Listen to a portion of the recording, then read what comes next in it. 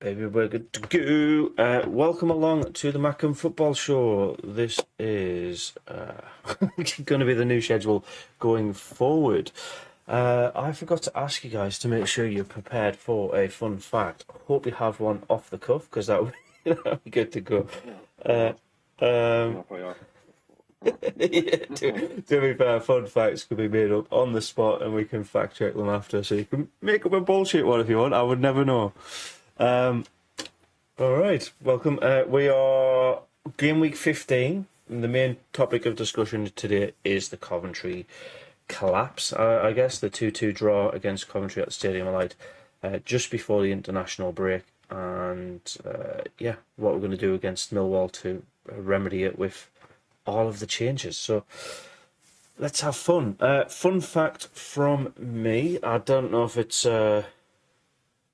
that fun really, but it is Sunderland related. So Sunderland have had their best championship start since the last time they were promoted from the championship, with 31 points in 15 games.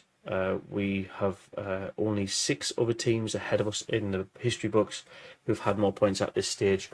So, yeah, signs are pointing to positive, but that's just 25% of the way through the season. Got a lot to go. A load of time to play. Oh, that's it. So, Davey, what's your fun fact? I feel like I'm gonna go down this route, right? You know, when you ask for a fun fact, Yes. I'm gonna try and find a fact of the team that we're gonna play or have just played, because I don't think I did one for Coventry. So, okay. So Coventry FC was formed as Singers FC, Singers, because following a meeting of the Singer Gentlemen's Club in Coventry. That's what they were originally called, Singers FC, and then they adopted Coventry once they actually joined the Football League. So there you go. That's actually quite interesting. But also it doesn't surprise me one bit. About it. But I'm going to go with a fact about... There's only so many Sunderland facts you can do. So there's loads of Sunderland facts, David. Now, you do the Sunderland fact. Well, to be fair, on that theme with the original name, obviously Sunderland were originally set up as the Teachers Association, weren't they? And was it in Ryab? So both reformed when we joined the league. And the grounds on Newcastle Road. Used to live around the corner, and I think you did as well, didn't you? Just opposite the baths. What is the baths now? Is it just? Well, I think it was where the fucking hospital was, or is still. Is the hospital still there? Yeah, it is. But it's about to be knocked down. Like the baths have been knocked down a long time ago. It's a housing estate now. Like that sounds about right. Houses on. There was always a turd in the bottom of the pool. Oh, why are we there? What are we doing? It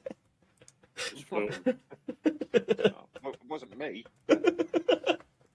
I mean, there's always when you're there, there's always a turd. Cause and effect, mate. It was just there full time.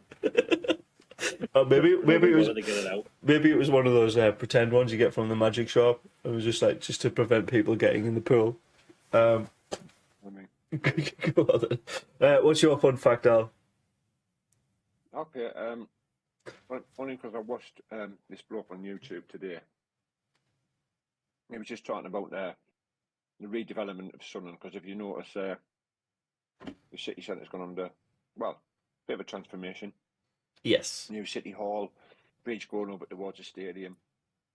And Dennis Chewett, who played for Sunderland. When? In 1973, I'm eating a biscuit at the same time. In the 1973 Cup final. Yeah. The season after, he was born in Newcastle, played for Sunderland, won the FA Cup, and then went to play for Man City. Then he played against Newcastle in the Cup for Man City and scored it over a kick to win the FA Cup. So That's a fun fact about him. But he was on YouTube and he was just talking about the redevelopment and like how we're trying to sort of not emulate, but we're trying to build around the stadium. Like I think like City have done, and he was talking about the MetLife, which is obviously the giant stadium, and about how they redeveloped everything to be around that. I think Sun and City Council want to go the same way. I mean, the city centre looks a lot better than it did. You know what I mean? But it's a bit late in my opinion. Like we sort of like behind the drag curve a bit. Still need should have gentrified a long time ago. Like, yeah, I can get on board with that. There's a big, Sunderland. One of the biggest things about it is the football club and the stadium. So why not use our assets? The asset is. Well, they've already started, haven't they, with the bridge, the sheep walls, redevelopment. The city centre sort of written close it to the ground, if you like. So maybe, I mean, if we do well, there's nothing stopping the city to benefit from the club. I mean, I mean, with the city itself, it does take a long time for any kind of big project to get done. Like the amount of talk that was done about the Pointy Bridge, is it called the Spire, something like that? It's just I know with the footbridge connecting to the town centre, that makes so much sense because is it called the Elizabeth, the green one. The one we the one we were climbing when we were drunk as Queen Alex. Yeah, Queen Alex. That's it. That bridge has been the only connector from pretty much Roker to the town centre for years. So it makes sense to have a footbridge just to get people off it. Maybe that'll. Direct access in it as well. In the pub in the town, they just walk over the bridge. Now you're at the stadium. Do you know what I mean? Rather than having to go all the way around. So. Well, I feel like the Metro needs a bit more development as well. Not that I don't know if that could happen, but I think the routes are, you know what I mean, not as extensive as they are. I think the Metro should go to Doxford Park. I think it should go to Doxford Park because it just stops at South Hilton, and it's a bit weird. Or North Hilton, sorry. If you want more people to get to the stadium, get into town and stuff like that, you do need to connect more of the estates into it. So, yeah. The Metro plans have been approved. Like, there's going to be there's a green line and a yellow line. There's going to be a red line as well, and that's going to go like past where South Hilton is and up towards Doxy Park and all that kind of area. So there you go. Has that been signed off, has it? It's been approved, yeah, but when it actually gets done, who knows? And also it was approved by the previous government. Like, if it's the same fucking people that were contracted to do the road next to B&Q, probably the next 20 years. I mean, nothing gets done quickly there. Not quick and Sunderland, mate. But at least there is some kind of conscientious thought behind it. And let's face it, if Sunderland City Council would like to sponsor the podcast, we'll be open to that discussion. They'll probably tax the podcast. They're not sponsoring the podcast. Is somebody having fun? Gen 2. Is somebody making slight YouTube gains off the City of Sunderland? Right, we'll have that. Thank you. Sorry. Is it still Gen 2? Gen 2 developments or something? Alpha I think it was. They're gone now, Gen 2. Alpha Beatty were doing that road next to B&Q forever. I'll tell you another road that's always being done is the one that goes past the Metro Centre. Off the Metro now. But that's our Luke works in Team Valley. Right. Team Valley, yeah. And that road, but it says on the signs, because I had to pick him up because his car's broke. 2025, it's going to be finished summer. Alan, I used to work in Ponteland when Amelia was 4-year-old, right? Mm-hmm. And they were doing the road then. So they've been doing the road. It's been 9 years. I've moved away. Still doing the road, and they're still doing the road. Have they got to wait for the perfect weather, David? I don't know. It's, whatever. The highway. Who knows what the highway is? Just get. And they work when they want. Yeah. Well, to be fair, as long as it's not down by the Angel of the North, because that is a nightmare. That again. That's the road. Yeah. Talking about that road, Is that the part of the road? That's a part of the road. That is. Yeah. That is the. It guns all the way to fucking Biker Bridge, but I remember 2 solid months where it was open, but I've been driving since 2009, and it's always had roadworks there. Always. to be fair, that's Gateshead, not Newcastle. You know what I mean? So Yeah. Well, it's on the fringe of Washington as well, so maybe that. But Washington. yeah, yeah. Where the stadium is full now, how big will it be? So are you Dale's asking about a development on the stadium? I don't think we need it yet. Do you think we need to? Do we need to? Plans for that, like. I think No. I think we are still a good capacity, a good size stadium for what we need. Maybe a little bit more refurb rather than a rebuild from KLD and company. I But think we've got the right amount. I mean, we're just filling it now. You know what I mean? And God forbid we have another slump, but you know we don't want to fucking. Mhm. You know, I just think little steps with the club. I think we've gone in the right direction. I don't think there's any need to, you know, sort of get ahead of ourselves. think beyond that. Yeah, The only development I think we could do in the stadium to increase capacity without like building on it is safe standing. Safe standing for me would be it's already done. yeah. Already, Is it? got safe standing in there? Are people They've got actually? safe stand in the south stand, haven't they? Yeah. Yeah, it's in there now. Does that increase capacity then, or is it? No, it's the. It should in theory. I think it's the barrier where the barriers and seats are there. I don't think they've took the seats out. In fact, I'm positive they haven't took the seats out unless So there's not safe I'm standing then. mistaken. There's I safe. say opposite, so that you can see where the barriers are put in Crazy Corner, or next to Crazy Corner. You know, they're putting the rope end, if you like. It's yeah. That's putting the new PA systems in. I don't know if they did anything with the grass. I can't remember what you said they would. Well, they did for 5G grass or something. First one in the championship. Yeah. Yeah. Something Like grass. Yeah. Yeah, well, it's grass, mate. As long as it grows week to week, and we're not playing in a swamp like we did in League One. We're all right. Yeah, should we talk about Coventry? Should we talk about We have to. the performance? Yeah, to be fair, mate, the two Sunderland goals were unreal. Like what the?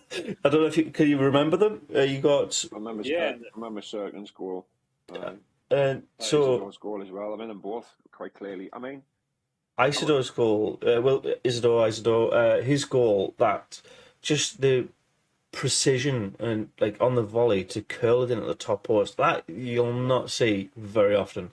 You might see a rocket like Serkin's from other people around the pitch, but Bellingham did one a couple of games ago as well. Just an absolute rocket, quality goal. But I think Isidore's goal needs to be called out a little bit more for just Great technical ability, wasn't it? Great technical ability. Good cross, good whip, good pace, little dink, right nestled in the corner. It was a beautiful goal.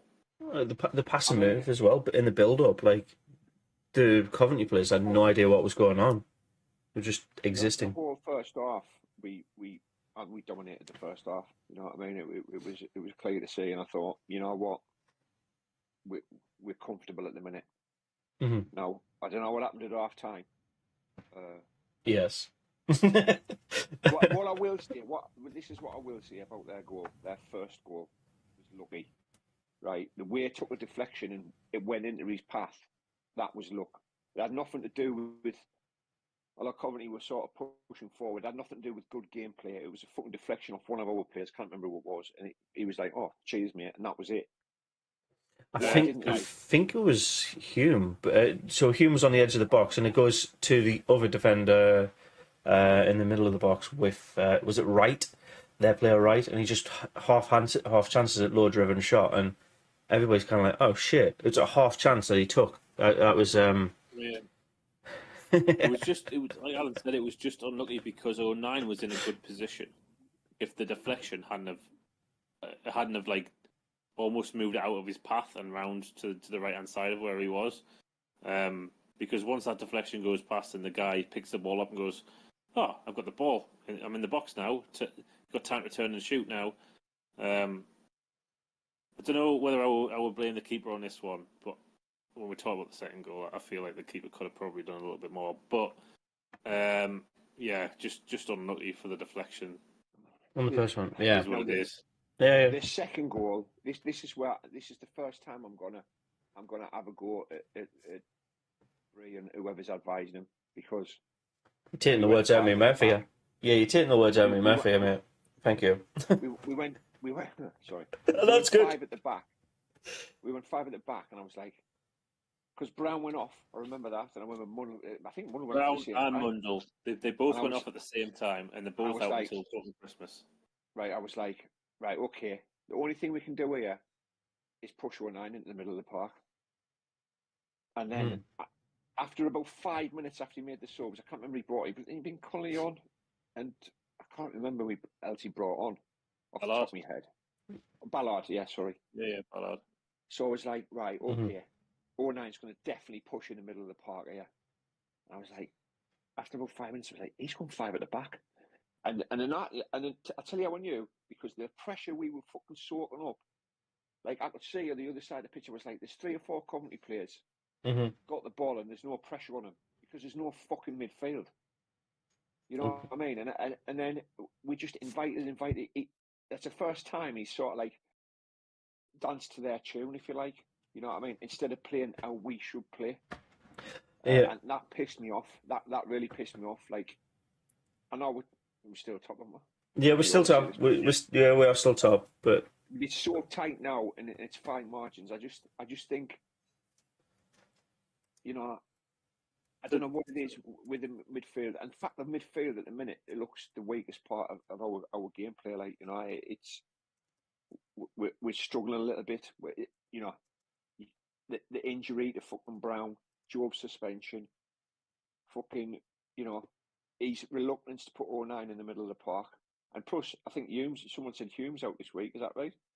I don't know. It's definitely Brown and definitely Mundle. I think he's picked up his. No, I don't think he's injured. I think it was his 5th yellow card. So he's one game suspension. Yeah. Yeah, I'm sure that's what I remember someone saying. But yeah, I mean, I can only what was it, 78 minutes, 76, 78 minutes when the subs came on.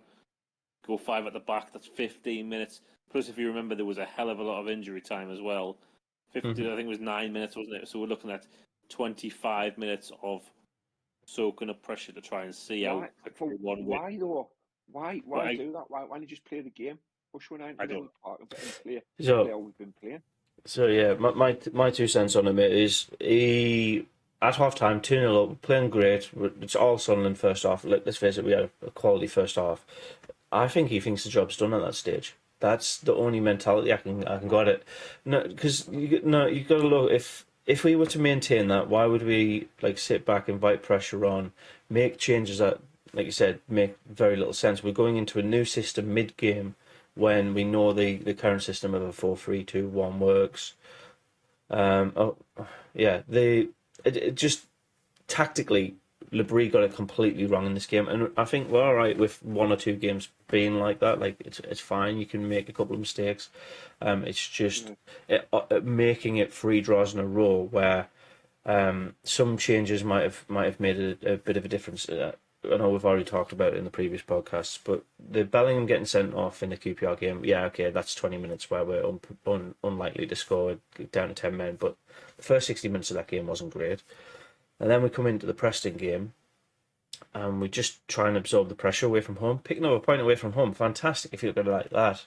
But there wasn't any kind of like bite or drive. So when we come to Stadium Light, we take the 2-0 lead. Why aren't we trying to get like a 3, 4, or 5 just to make sure like the second half doesn't invite them on and give them confidence? If you give a team confidence and say, "Oh look, you can come and tackle us in the first 5 minutes of the second half," they're going to do it for the rest of the half because you can see the mentality. I don't know if he was ill advised or what, because maybe. maybe. But again, I would say the majority of the fans wouldn't have done that. So, but on there's what he saw, that you know what I mean. Do they not believe in like O'Neill can play fucking centre mid or CDM? there's a little bit of that, but he's also put, like you said, you've changed it to five at the back. But when we've got two players on the bench who are named midfielders who have been on the bench for weeks, you could have give Alexic his debut. There could have been so many different changes tactically to keep the game and the formation the way it was and the way it was functioning correctly. It just, I think he took a gamble. He took a gamble and it completely failed. I don't know if he thought it was if the game was slipping away, and he thought that he had to go as solid as he can at the back, but it was just the wrong decision. And just to touch on what you said before, Smithy, about half time and come out, I said, Andrew, like 2-0 is good unless you concede the next goal, because then 2-1 gets a bit iffy, doesn't it? It's always important what the next goal when it's 2-0. Because if it's 3-0, then it's game over. Do you know what I mean? If it's 2-1, you're always inviting that chance to pull it back, to get that 80th minute equaliser, which is what happened, basically, well, mid-80s equaliser. Just the second half was just not, like, from start to finish, was not good tactically.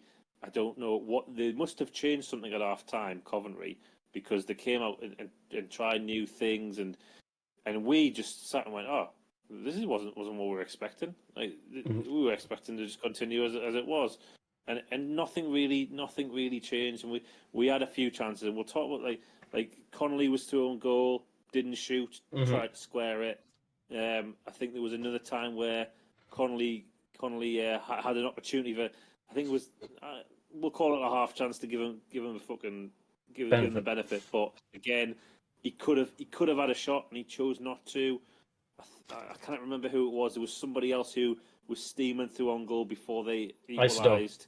Isidore. Yeah, there you go, Wilson. You know, and he had an opportunity, and you know that didn't come off. And I know Andrew said he wasn't going to be here, but he was raging at the fact that we hadn't taken our chances to see it away, and I think we had our opportunities. We didn't do it. So that's it. So I'm going to hop on one more time a little bit about the tactical choices with our substitutions. They were forced changes, and I think that doesn't help either, because obviously we replaced Brown and Mundell, who were all right in that game. If you look at our match ratings, I know you've seen SofaScore early on, but those two were pretty much most of our highest rated players of the game. So both of them go down injured. So I think that's what it was, like 5 minutes before they scored. 5 minutes after they scored the first goal, they come to go on a second counter, and I think Mundell goes down, and then like 10 seconds later, Brown goes down in another challenge, and both of them are just down on the floor while Coventry are on the attack still. So you can see both of them are like proper injured. Brown comes off immediately, and they try to get Mundell to run around for another 5 minutes, but it doesn't work. So it's kind of like his hamstring was done, mate. Like as soon as he pulls up, you just go off. Like there's no way you can't run a hamstring off. There's no way. Yeah. So as soon as it went, I knew he was going off. I think everyone knew that. Like. Yeah, so it's just like those were forced changes, but the forced changes weren't like for like. They were like for that shift, and like I said, it's a gamble. It didn't really work out, but for me, it's more of a question around why is he naming players on the bench who he's not willing to put on the pitch, especially in that moment. We're in a leading position as well. Like again, what's worse that happened? They get back level, which is what they did. So I think he needs to take a little bit more faith in some of the players he hasn't put on the pitch yet. Yeah, I can get on board with that, but I just think that he thought that we had it in us to grind it out for 15 minutes. But it was the wrong decision. It was moving to 5 at the back was just not right. I know it was forced. I can hear what you're saying, and I'm totally on board with putting the midfielders on so it's like for like. Square pegs and square holes, not the other way around. What's it called? Round pegs and square holes, or whatever the phrase is. Yeah. But Yeah. Hey, I don't know. I think we just threw it away. We didn't react well, and like Alan said, like we changed based on what they were doing rather than what we should have been doing. Do you know what I mean? Like if you're 2-1, for me, you have to extend the lead. You have to try and extend the lead, not grind it out for the majority of the fucking half. Like I just don't feel like that was the right choice, and it wasn't. And we lost 2 points because of it. I will just quickly show the league table whilst we're here, because we got to remember we are speaking from a position of envy for a lot of other teams, and it is a gripe that we're in the back of 3 draws, but we're rightly at the top of the table based on what he's done across the other games. So you got to again, it's maybe it's just one of those Should we bad. let him off? Yeah, let him Maybe, off and say, "Oh, got it wrong." yeah, And we do. yeah. I think as long as we don't perform like we did before the international break again against Millwall. Yeah, I'm not saying Millwall is going to be a pushover, because look, like again, I'm showing the league table. They're eighth at the minute for a reason. That they're a solid team. They're physically strong. But you just gotta. I think it's going to be a struggle. I think the game's going to be a struggle. I think. Mm-hmm. I mean, what I'd look if Hume's out, right, 09's going to go right back. The good thing that Ballard made an appearance. Hopefully, him and Mackem. That for me is a solid fucking Yeah. pairing of centre halves. So that's a bonus.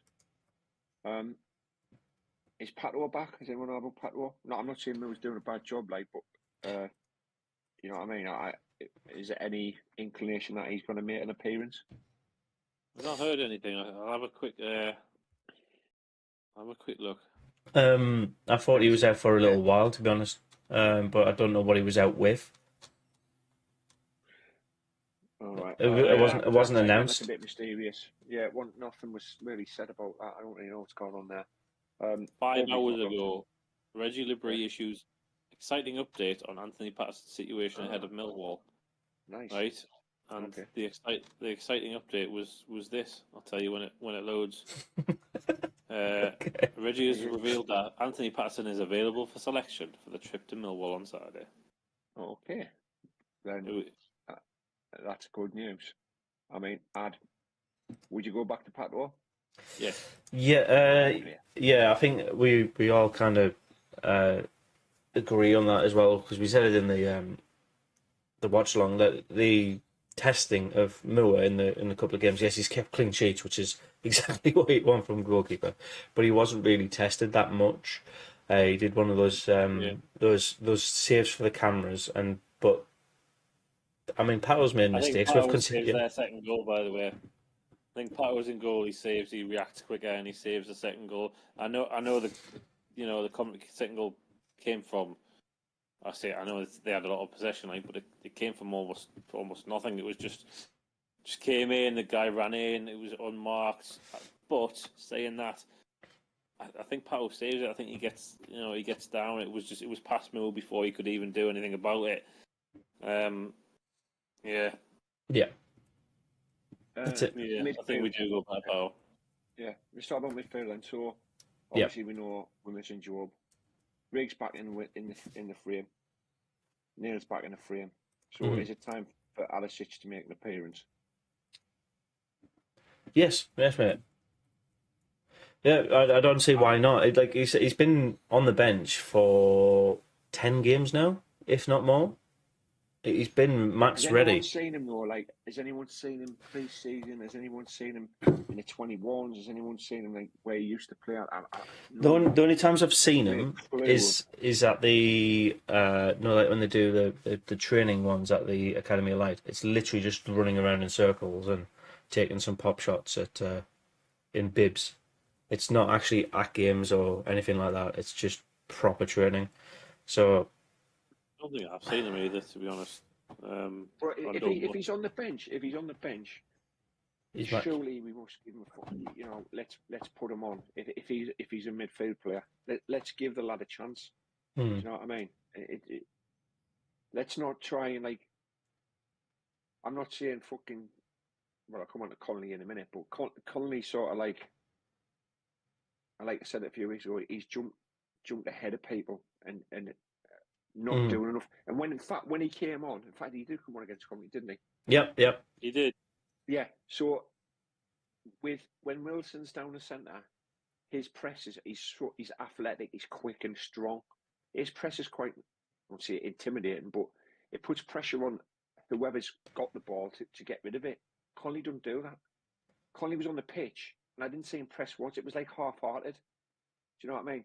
Even if you press the fucking whoever's got the ball, you're stopping them setting up how they want to play. So see if they receive the ball, they're going to go into a pattern of play and try and play through the lines or spread the play. If you press him, he might not do that, and the system breaks down. Wilson's good at that. Connolly, for me, doesn't do enough. Like he's had a few goals now, and he's shown decent, touches and that. And he's quite cute with the ball sometimes, but for a forward, mate, it's not enough. Yeah. And I just think, he needs to offer more. We need more out of him if we're going to keep on with this momentum.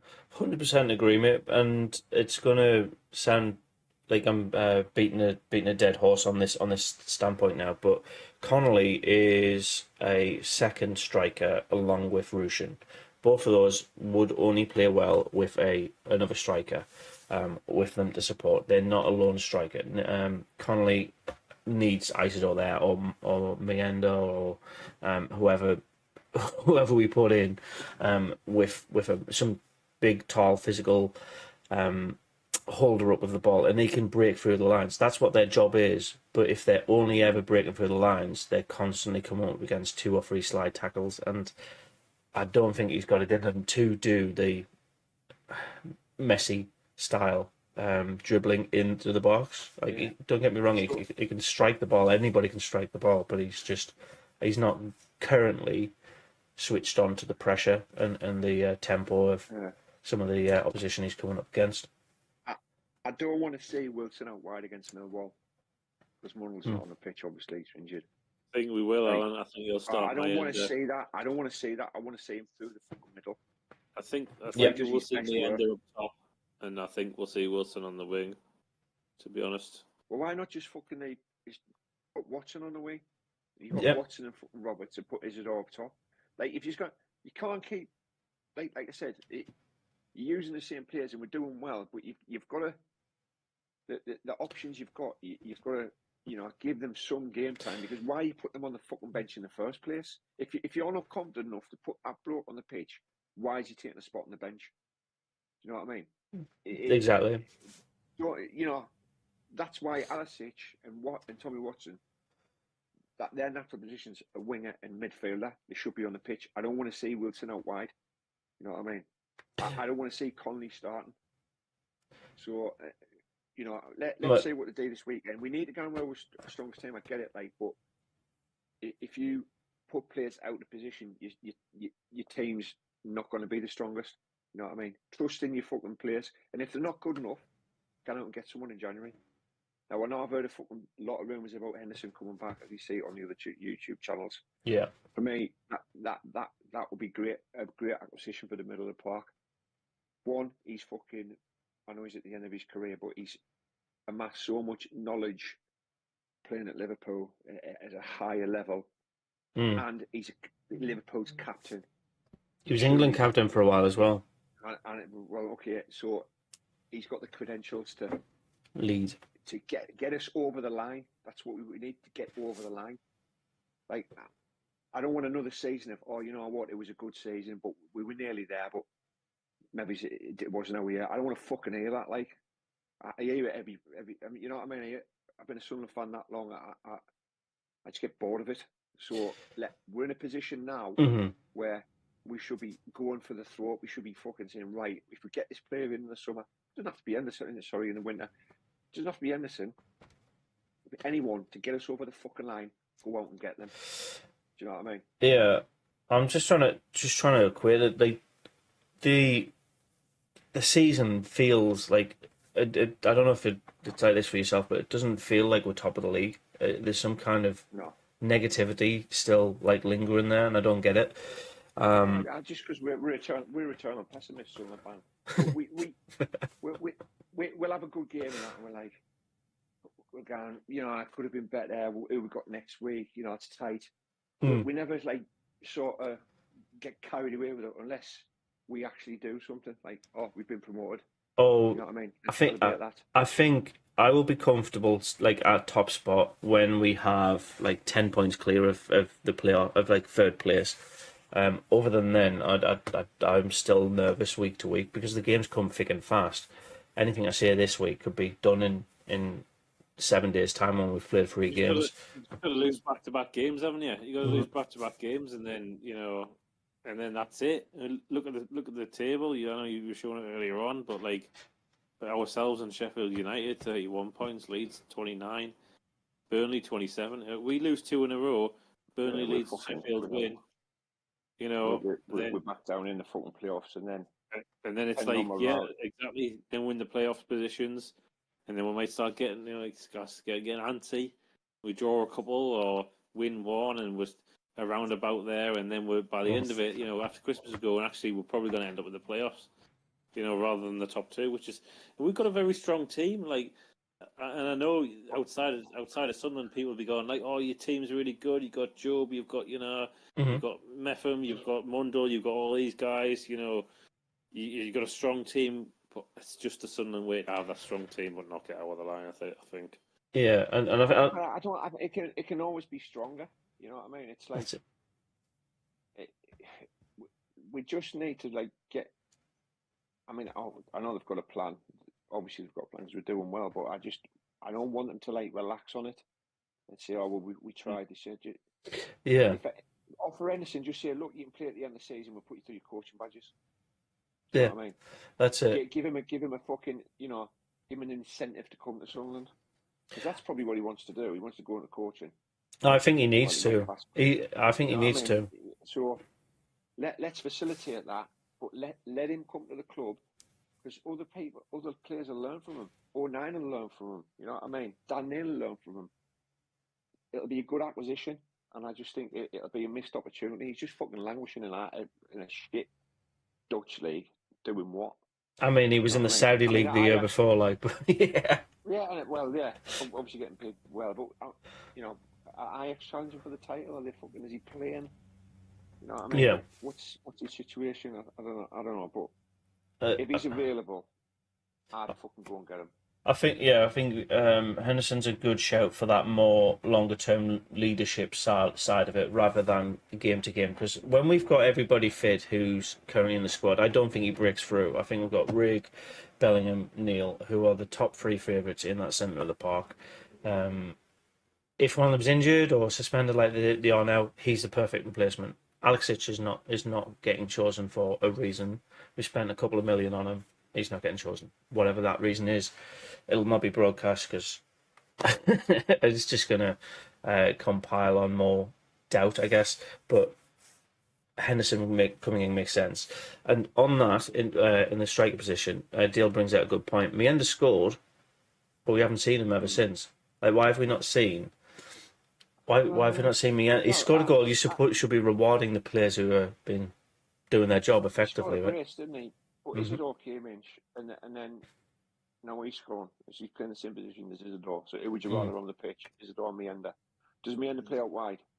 Well, the question, if Isidore plays out wide, then Meander can come in, or Connolly, or I think again, I'll keep on beating the bush, but Millwall play at 4-4-2. The classic way to beat a 4-4-2 is another 4-4-2, but 4-2-3-1 works for Sunderland. So we need to use the wing play a lot, and if we're using somebody out of position in the wing play, we're going to massively struggle for attacking options in that game. The only way we can beat Millwall is on the counter. If we're setting up as we have for the previous games, some work needed to be done to get past Millwall. We can play through the lines as well. I think we look better playing through the lines when Job's on the pitch. Mm-hmm. You know what I mean? But it's, I don't know. Let's see what he does. He'll have a plan. I think he's probably thinking about the mistake he made at Coventry against Coventry, and he's like, right, I don't want to do that again. All right, so Yeah. Maybe it's a fucking blip. You know what I mean? He's done well so far with top of the league. We can't really see anything. You know what I mean? We're just being pedantic because we threw away 2 in the league and it feels like we got beat.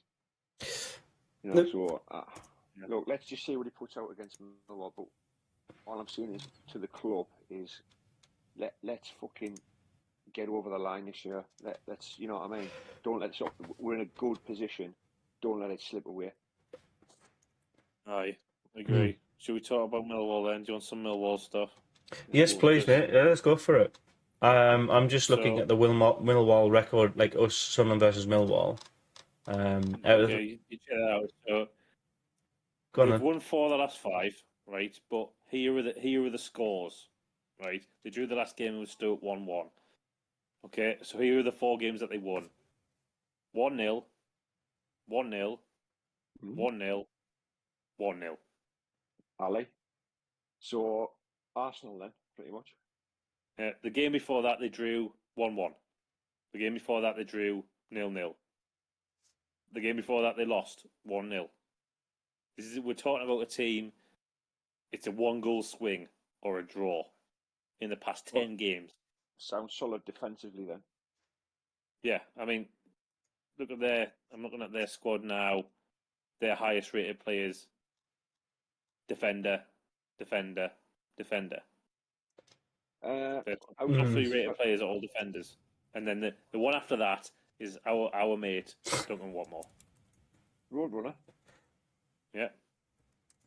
And do you know what though? I like Watmore. You know what I mean? Yeah. I didn't mind. 1 more, 2 more, what more? He just kept running and running and running and running and running.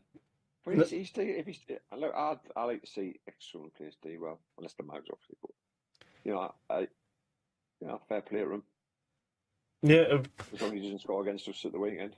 Again, he did last time, didn't he? Did he? Yeah. Yeah, he scored against us last year. So maybe he's got that over and done with. He can chart it off. Scored against my favourite club. Fuck off. Like you said, it's a 1-goal swing. Do you want to do predictions and then work it out from there? Because it's kind of like you said, it's a tough one with Millwall because it's at the Den. We're on the back of 3 draws. I'm just going to say it. It's a 0-0 or a 1-1 draw. Oh fuck! Not another draw. It's going to be like I'm just. That's where I'm at mentally. I say that like when I take it. Do you know what I mean? I'll be like, at least it's not a defeat. Yeah. You know what I mean? But it also makes us undefeated in like 7 games, doesn't it? Last game we lost was Luton. No, we beat Luton, didn't we? Beat them 2-1.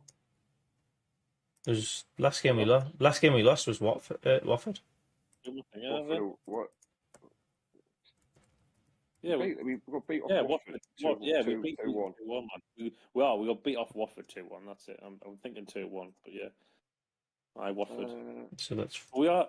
I know we're away, but we are unbeaten at home. I forgot to say that at the top. We still haven't lost at home. And those 2 goals that Coventry scored against us were only the 3rd and 4th goal that we've conceded at the stadium. That's just facts that I forgot to throw out there earlier on. But I tell you what, I want to see. I want us to set up, right? So obviously Mackem, fucking Ballard, Cirkin, 09 will definitely go right back if Hume's out. Pat Wayne go. Neil, Rig, Alisic, Isidore through the up top. Patty out wide, right, and fucking Watson on the left. That's how I think we should play. You know what I mean? Because Watson and Alisic are not starters, but let's play how we have set up for the majority of the season and take it from there. I'm sure he's probably got a fucking plan, and Probably. that's what I say. But I just think that's how I see it. But he may see something different. You know what I mean? He is Dr. Le Bris, so he might have a different solution. I mean, I can see a setting up very similar to like how you're saying that, mate. But I'm not sure about Watson getting a start though. Why? Because he started the other week and didn't do anything. He was Yeah, but well, you can't expect. he didn't fuck up at all as well though. So there was that, but he didn't provide the outlet that Roberts usually does. I still see Roberts He's out probably on the right. fucking nervous. He's Oh probably no, I nervous. get that. He's like, I, you know what I mean? When Rig came on, you were like, right, it's a bit young. You know what I mean? Now it's like, fucking hell, get Rig on the pitch. Let's fucking, the lad. mm, I want to just feel like it's the natural option in that area. Unless there's any other wingers on the fucking bench we've got. I mean, is there? Watson and Johnson, Johnson's hadn't had a look in. Um, I don't know. I think there needs to be a They were change from what fucking we've been poor. going. I Yeah, tell you what. it does. I Yeah. tell you what. It'd be better starting them away from home. I think because you know what it's like playing for your hometown club in a big crowd. You want to do well, and there's added pressure there. I think Millwall would be better for him to start there. I mean, I know the den's the den, like, but like I just think there's not as much pressure on a young player. You know, when you're playing at home for your hometown club, I can't imagine what that pressure's like. I don't know how Rick does it. You know, I mean, it's he must have really good, strong mental resilience to get through that. Like, I know he's adept at doing it, but like, that's what I mean. We're watching. Let's breed him in. You know what I mean? We did it with Pato as well. At the start of his career, he's getting on a bit now, right? He's not getting on, but he's older. He's 23. Fucking hell, I know what I mean. But when he started, it was the same thing. And it was like, he's a bit young. He looks. Fucking He looks. on the pitch. Trust. I mean, they've You know all what got I to mean? start. You got to, yeah, they've all got to start somewhere. I get that, but it's Yeah. it's. I don't know if it's throw the kids in time yet. I know we've got to force the changes because of suspensions and You injuries, sound like but fucking Alan Hansen. You can't do anything with kids. no. I mean, we didn't do anything with kids last season. We finished 16th. No, but that was the Beale factor. Yeah, oh yeah. I don't think you can blame the team for last year. Yeah, when Fucking Morgan hell. was pretty well with him, and then he came in and fucked everything up. Practically the fucking same team was sitting pretty at third. But Had a chance to get into the fucking in the top two, fucked it and just dropped like a stone. Same fucking team. Nah, that was Alan's right there, man. I know, Mr. Beale. I know, but it's. Mr. fucking Beale. I'm just saying, like, you can't just chuck people in because there's a gap there. You need to think about it a little bit more logically. And But why not? If he's Why been on not? the bench, if he's on the bench, that's my argument. Your bench, you should look at that bench and go, "Yep, he can fill that slot, get in." Do you know what I mean? And that's what I'm thinking. I want to see Alexic the most. If he doesn't start Alexic, something's wrong with him. Something categorically is wrong with Alexic, and he shouldn't be on the bench at all. He's not trusting him. What's the point? Like you said, it's a bench warmer position. It's like before Moore came in, you knew Patterson was getting every minute put in front of him, unless there was an injury problem. We don't need names on a bench. We need players on a pitch. That's what my point is. If you want to throw Watson on and he's ready for it, absolutely go for it. But it's just, I don't know. I don't know if Watson over Roberts makes sense to me. The both should be on the pitch. But they're both on the right hand wing. Well, Roberts, you can still. If Patty's fucking cutting in on the left, he's cuts in on the left, and he plays on the right. Yes, yeah. But he always plays down the right, and then he's left-footed. Yeah. So what's Watson? Right-footed. Paddy's left-footed. What's who? Who's what? Watson's right-footed. Tommy Watson, yeah. You're gonna Google it. I'm sure he's right. I'm sure he's right-footed. All right. So can we get the odds, please, as well? Ivan Tony's. Yeah, of course. Okay. So my prediction was I'm gonna stick with a 1-1 draw. 1-1. Mm-hmm. Yeah. Who's scoring? For Sunderland, I want to say we'll go 9 from a corner. Onion. All right. Okay. All right. Who's next? Me? Hold on. I'm just talking. Yeah. I'll you go I for. I am. You go for your prediction. We can get the second text coming through. I'm gonna go with 1-0, sneaky 1-0 Sunderland. Mhm. Because I don't want to see another draw. I don't want to defeat. And I'm gonna say Tommy Watson. Absolute fucking further. Me, I'm not sure he starts. That's funny. Can you do a super sub on that? Right. Your onion 1-0, 1-1. Sorry, is just coming through now. Onion. It is an incredible 58-1. Yeah, that's not happening then. It's worth a dabble. That's not worth a You know double. what? It's worth a dabble. Not on onion. He's a goal scorer, Smithy. He is. He's a poacher. Puts the fucking ball in the back of the net. Yeah. Yeah. Yeah. Oh yeah. 58-1. Like and subscribe, listeners. Like and subscribe. You haven't said that, have you? No. We're at 2.3k now. I know. You notice? Yeah. That's because you're advertising.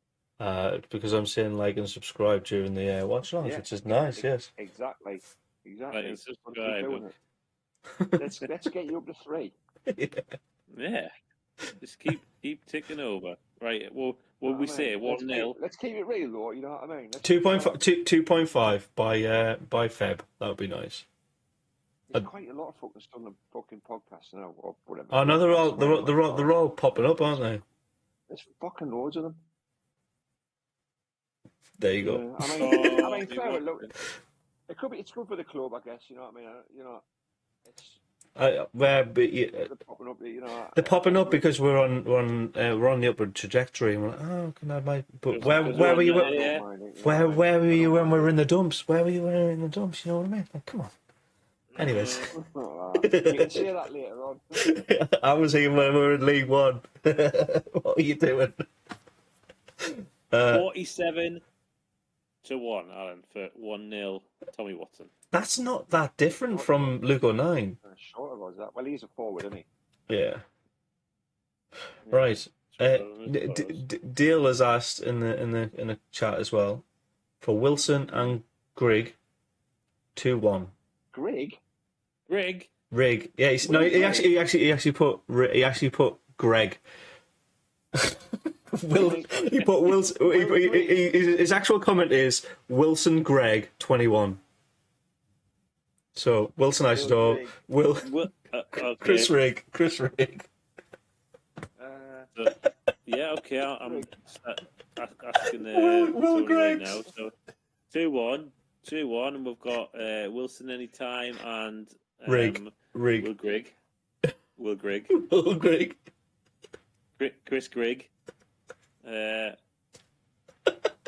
is coming out at 86.5-1. Oh. Specific odds. It's worth a punt. I'm sticking with Tommy Watson, and I want to see the lad do well. And you know what I mean. I don't want another draw, and I don't want a defeat. So.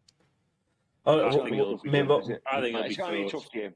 It's going to be a tough game. I think it'll be close. I want to say Sunderland 1-0, but it could also be Millwall 1-0. Do you know what I want? I don't know. I just don't know which way to go. I want a performance like we did against Sheffield Wednesday. Just pure control from minute 1 to minute 90. Do not step off the gas. That was at the start of the season. Everyone's sort of knows. Everyone's done their homework now. Yeah, but you know what I mean? They've done the homework. However, like we said, we've got forced changes, so we're not anything that they can predict. Hopefully. Millwall are odds on to win as well, by the way, 7-5 compared to our 2-1. So. Mate, yeah. Who's there? I know what more playing for them, but who's their fucking danger man? Oh, they've got like 5. Let me find. I did have it up here. 2 seconds. I was looking at the Millwall team as well. I couldn't think when looking at the squad. I'm thinking. I mean, I don't think there's anybody. You got Duncan Watmore, So Ivanovic, Langstaff, Bradshaw, Amaku, SA, Coburn. Those are the strikers. SA, SA, yeah. SA is really good. George and Andrew's favourite ex-Sunderland captain George Honeyman in the midfield. Really, the ones that are starting that are a threat to us are Saville, Langstaff, and SA. They're Saville's a threat to everyone. Yeah, George Saville. Not his distant relative Jim. Yeah. Jim Bob. Jimmy. Right, I mean, yeah. I'll be happy with a sneaky win, but it's going to be tough. I want us to just, like I said, go gung ho. Why not? We've got two very difficult games coming up after it as well as with West Brom and Sheffield United. So yeah, I think that we probably have to win against Millwall because I can't see us beating both West Brom and Sheffield United. We're back home for West Brom, so that's probably going in our favour, isn't it? But that away game to Sheffield, I mean, we could still be 1-2 then, couldn't we? Really, if you think about it, we could still be. That's going to be a tough one. I feel. David, do you want my ticket for West Brom? Because I can't go. I love it. I'm away for 2 weeks. Do you know what date it's on? It's a Tuesday. I think it's midweek. What, next week? Midweek. 26th, isn't it? 27th? Is it midweek? I can't remember. I'm sure it's midweek. Yeah. I don't think that we've got anything on. There's no in the calendar. So if you want to, can you do the funny thing when you send it out via? So it's 8 o'clock kickoff on the 26th. Yeah, next Tuesday, isn't it? Yeah, Tuesday night kickoff. Yeah. Nice. I'll be watching it away, but I'll be able to watch the stream, so I'll tune in. Smudge you. Perfect, mate. Perfect. Well, I forgot about that actually, because between now and the next podcast, this time next week, because I'm going to be doing them Thursday nights until the end of the year, because I'm off on Friday mornings. We work, yeah. So I'm off on Friday mornings for the rest of the year. So I thought, why not just boom? There's a nice clean time for the podcasts. We're playing West Brom on the Tuesday night. Do you have any ideas about West Brom? Because we've talked a lot about Millwall, but nothing about the Baggies. Specialists, them, aren't they? Right now, yeah, they're on four. They like a draw then. They've had before their last game where they who did they beat? Who did they beat last game? Hull. Hull. Yeah, they won the back of 4 or 5 draws in a row, weren't they? Before that. Yeah. They were 1, 2, 3, 4, 5, 6 draws in a row, mate. Before that. I don't know if they were all in the league or whether someone were in the cup. So what are you saying? It's going to be a draw.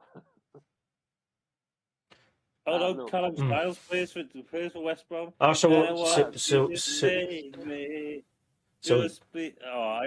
I'm gonna give him a round of applause when he comes back. Like, what a guy! He's a legend. Him. I like singing his song. Why don't you call him Harry Styles every time? Call him Harry Styles every time. Harry Styles.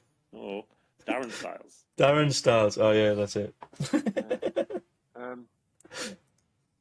Putting us on the spot here about West Brom, though, I haven't really care. A bit of anything about West Brom. Like, I'm going to say we're at home, so we've got a good chance, but I don't know. Let's see. I'll reassess after the fucking Millwall game. Okay. Plus, we'll have players back. Is Joe back for that game? Was he still got? Is that another band? No, I don't know. Johnny. Hold on. No, yeah, it was Preston. Yeah, it was Preston and then the Coventry. Yeah, so he had Preston and the QPR, the Coventry game where he's already been suspended. So this one be for his third. So yeah, before QPR. That was QPR then Preston. So he's off.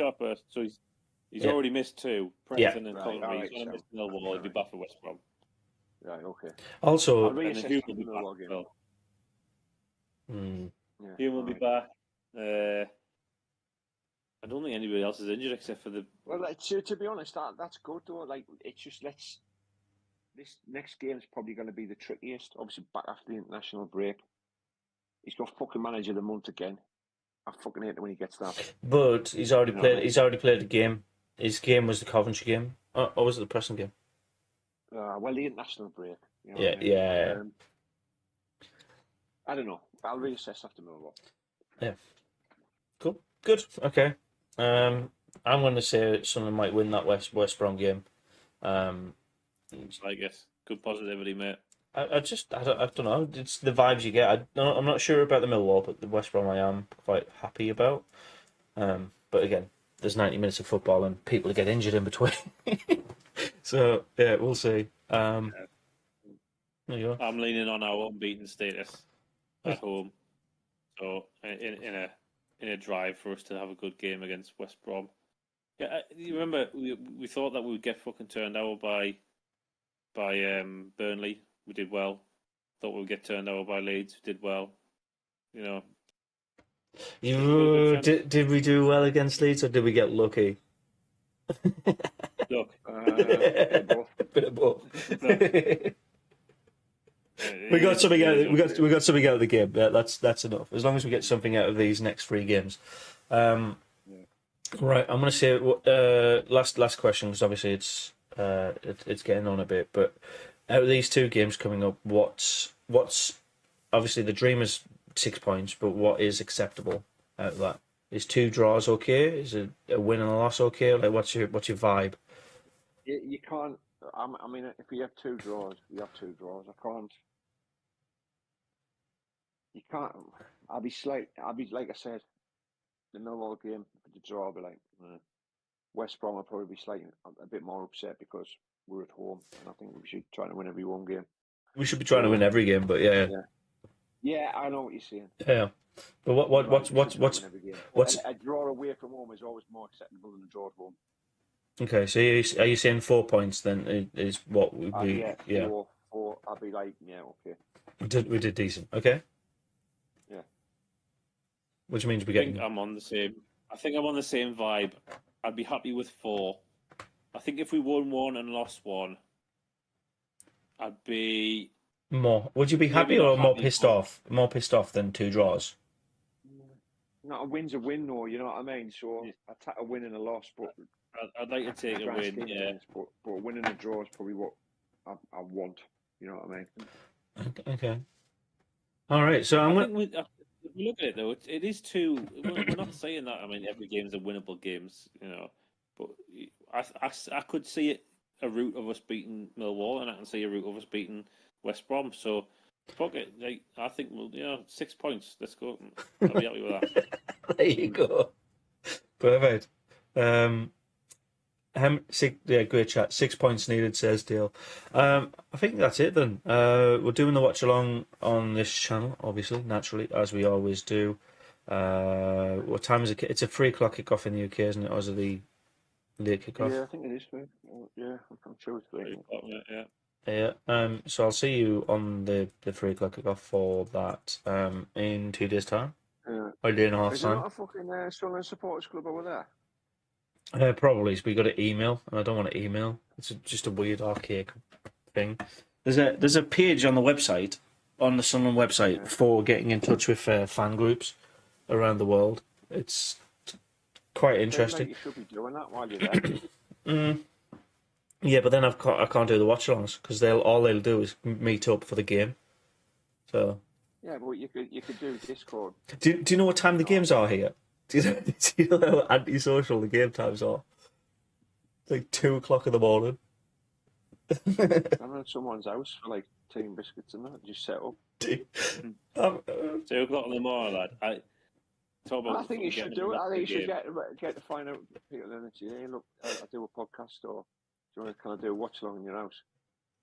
There you go. I've never met you before, but can I bring my laptop, my camera, and my microphone, record everything you're doing? Yeah.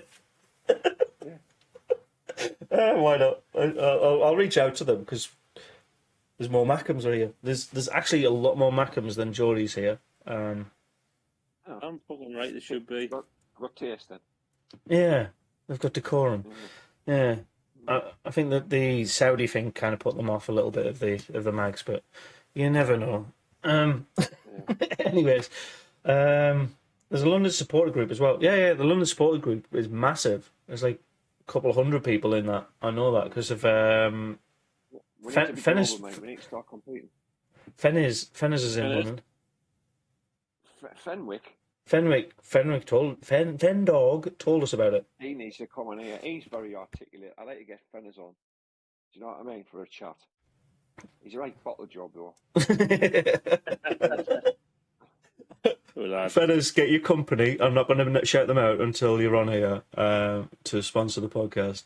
Just a nice international free flights for anybody who comes on the podcast. Can you imagine you got on that specific like flight brand and there was just like your picture of your fucking face on the back of the fucking seat or something like that? Hey. Even if he asked Jeeves, he brought that to come on the podcast for him. Ask Jeeves. You know what I mean? Yeah. What year is it? Some select notes from Fenners that he's going to ask.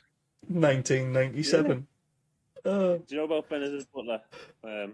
Really? No. He's got a butler, mate. He's got a butler. Yeah, man. Round the house, mate. Mate, he was down fucking London the other day with the farmers protesting, mate. That's how much land he's got. So can I? Am I friends with Tories? Wait, yes, you are. Yeah. Multiple Tories. Oh, that's funny. I'm afraid so. That's funny.